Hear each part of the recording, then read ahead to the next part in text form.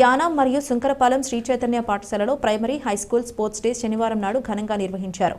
ఈ కార్యక్రమానికి ముఖ్య అతిథిగా Yanam sub inspector of police Nookaraju హాజరయ్యారు.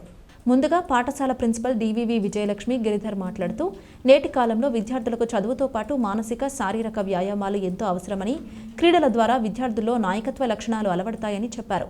ముఖ్య అతిథిగా sub inspector of police Nookaraju జాతీయ పథకాన్ని ఎగురవేసి క్రీడా జ్యోతిని వెలిగించారు. అనంతరం ఆయన విద్యార్థులను ఉద్దేశించి మాట్లాడుతూ నేటి సమాజంలో సంభవిస్తున్న పరిణామాల రీత్యా ప్రతి ఒక్కరూ కూడా మానసిక ఒత్తిడికి గురవుతున్నారని, క్రీడల వలన విద్యార్థుల్లో శారీరక దృఢత్వం మెరుగుపడుతుందని, దాంతో మానసిక ఉల్లాసం పెంపొందుతుందన్నారు. దానికి అనుగుణంగా విద్యార్థులను తల్లిదండ్రులు, ఉపాధ్యాయులు తయారు చేయాలని సూచించారు. పోటీలో గెలుపొందిన విద్యార్థులకు పథకాల ప్రశంసక పత్రాలు అందజేశారు. సాంస్కృతిక కార్యక్రమంలో భాగంగా విద్యార్థులు చేసిన నృత్యాలు, పిరమిడ్ క్రీడలు ఆకర్షించాయి. ఈ సందర్భంగా Uttarandhra executive AGM MV Suresh, Kakinada regional incharge P Gopinath పిల్లలను, వారి తల్లిదండ్రులను మరియు పాఠశాల సిబ్బందిని అభినందించారు.